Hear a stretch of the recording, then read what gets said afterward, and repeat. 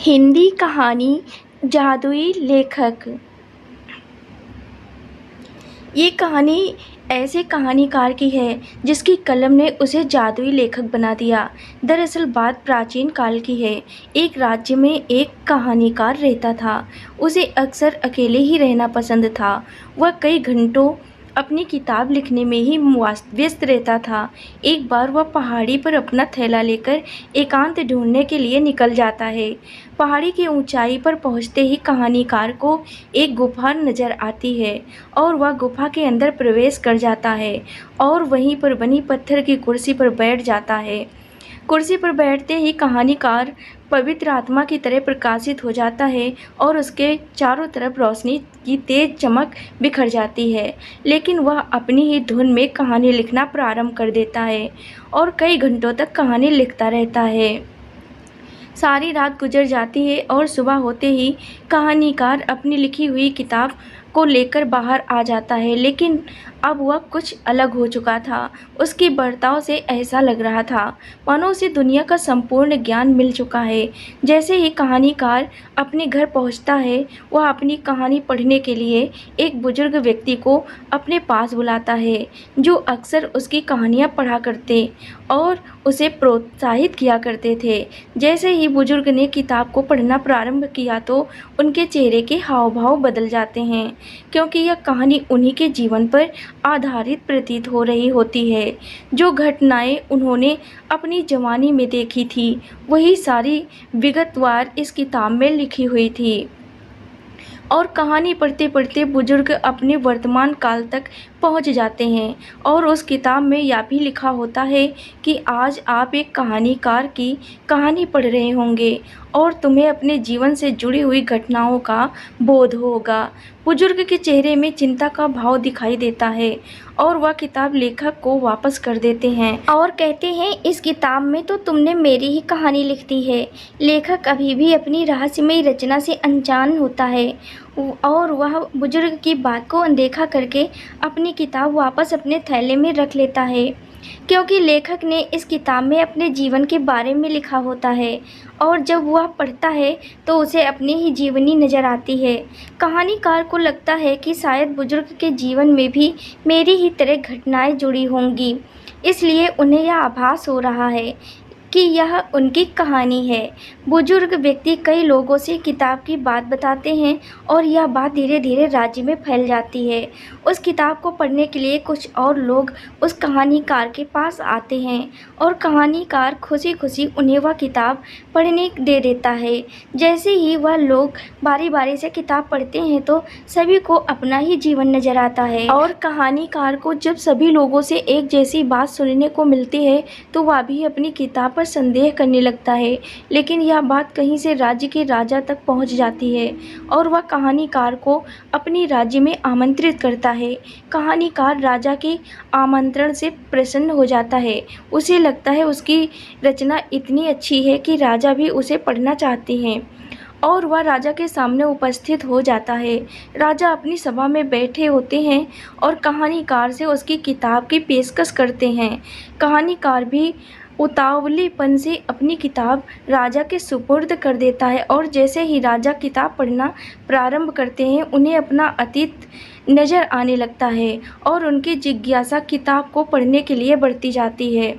वह पढ़ते पढ़ते अपने वर्तमान समय में आ जाते हैं और जैसे ही वर्तमान समय के बाद भविष्य का पन्ना खोलते हैं तो उनके चेहरे के हाव भाव बदल जाते हैं, क्योंकि उस किताब में भविष्य से जुड़े हुए पन्नों पर यह लिखा था कि इस राज्य में पड़ोसी राज्य की सेना का आक्रमण होगा और राज्य के राजा की मृत्यु हो जाएगी। राजा अपनी मृत्यु की बात पढ़कर दुखी हो जाता है और वह उस बात पर पूरा यकीन कर लेता है, क्योंकि अतीत से जुड़ी हुई सारी बातें सच होती हैं तो भविष्य में लिखा हुआ कैसे गलत होगा। वह कहानीकार से क्रोधित होकर कहता है, तुमने यह कैसी किताब लिखी है जिसमें तुमने मेरी मृत्यु के बारे में घोषणा कर दी। कहानीकार हाथ जोड़कर कहता है, नहीं महाराज, या तो मेरी कहानी है और मैंने इसे किताब में मैंने किसी की मृत्यु के बारे में कोई बात नहीं लिखी है। तभी राजा वह किताब अपने दरबार में बैठे हुए सभी सदस्यों को दिखाता है तो वह कहानी उनसे ही मिलती जुलती नजर आती है। तभी राज्य के सेनापति कहते हैं, महाराज, ऐसा लगता है मानो यह कोई रहस्यमयी किताब है जिसे पढ़ने से स्वयं की कहानी ही नजर आती है। राजा अपनी मृत्यु की बात से टूट जाता है और अपनी सभा खंडित करके वहां से एकांत कमरे में जाकर विलाप करने लगता है। सभा में मौजूद सभी राजा की मृत्यु की बात से आहत होते हैं और वह अपने राजा की जान बचाना चाहते हैं। राजा की ऐसी हालत किताब की वजह से हुई थी, इसलिए कहानीकार को कारागार में डाल दिया जाता है और उसकी किताब राजमहल में सुरक्षित रख दी जाती है। राजा दिनों दिन अपनी मृत्यु के गम से कमज़ोर होता जाता है। खाना पीना सब कुछ त्याग कर अंधेरे कमरे में एकांतवास ले लेता है। राज्य के लोगों को लगने लगता है कि हमें नए राजा की ताजपोशी करनी होगी, जिसके लिए राजा से आज्ञा लेनी चाहिए, क्योंकि बिना राजा के युद्ध कैसे लड़ा जाएगा। लेकिन राजा के कोई पुत्र नहीं था, इसलिए राजा के सामने सेनापति को राजा बनाने के लिए प्रस्ताव रखा गया। राजा को भी यकीन हो गया था कि अब वह राजपाट संभालने की स्थिति में नहीं है और उनकी मृत्यु भी होने वाली है, तो किसी न किसी को राज्य संभालना ही होगा। इसलिए उसे यह जिम्मेदारी किसी योग्य सैनिक को ही देनी होगी और वह सेनापति के राजा बनने के प्रस्ताव पर मुहर लगा देता है और अपनी मृत्यु का इंतजार करने लगता है। सेनापति की ताजपोशी होते ही राज्य में संकट की दस्तक हो जाती है।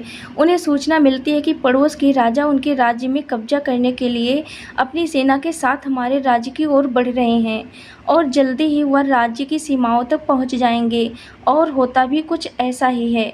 सेनापति, जो कि अब राजा बन चुका था, वह पूरी सेना के साथ मुकाबले के लिए तैयार होता है और जैसे ही दूसरी सेना राज्य की सीमा तक पहुंचती है, उन पर यह हमला कर देते हैं।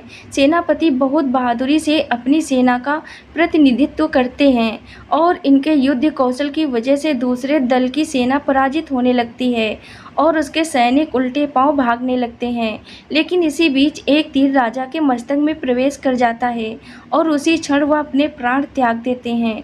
लेकिन सेनापति की बहादुरी से यह राज्य बच जाता है और राजा को जब यह बात पता चलती है तो वह भागते हुए अपने सेनापति से, जो कि राजा बन चुका था, मिलने आते हैं।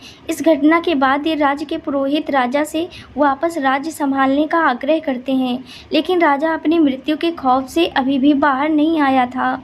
वह राजपाट की जिम्मेदारी ऐसे हालत में नहीं लेना चाहता था। तभी पुरोहितों ने उनके दिमाग का संशय दूर किया। उन्होंने कहा, वह किताब इस राज्य के राजा की मृत्यु का वर्णन कर रही थी, जो कि हो चुकी है। राजा ने पूछा, कैसे? पुरोहित ने जवाब देते हुए कहते हैं, राजा साहब, जो सेनापति इस युद्ध में शहीद हुए वह भी राजा के पद पर थे और किताब में जो बात लिखी थी वह इस राज्य के राजा की मृत्यु से जुड़ी थी, न कि किसी सामान्य व्यक्ति की। और अभी आप सामान्य व्यक्ति हैं और इस राज्य के राजा पंच तत्वों में विलीन हो चुके हैं और आपका काल टल गया है। आपको यह राज्य संभालना चाहिए और उस कहानीकार को भी आज़ाद करना चाहिए, क्योंकि उसकी रचना की वजह से ही आपकी जान बची है। अगर आप यह बात नहीं जानते तो आपको अपनी मृत्यु की बात पहले से पता नहीं होती, तो आप ही राजा होते और सेनापति की जगह आप वीरगति को प्राप्त होते। राजा को सारी बात समझ में आ जाती है और पुरोहित की सलाह अनुसार कहानीकार को आज़ाद कर देता है और उसकी रचना के लिए उसे बहुत सा उपहार भेंट करता है। लेकिन वह किताब हमेशा के लिए राज्य के तहखाने में गुप्त तरीके से रख दी जाती है और रहस्यमयी कहानी का अंत हो जाता है। दोस्तों, उम्मीद है आपको यह कहानी ज़रूर पसंद आई होगी और भी कहानियाँ सुनने के लिए माई स्टोरीज चैनल को सब्सक्राइब करें। धन्यवाद।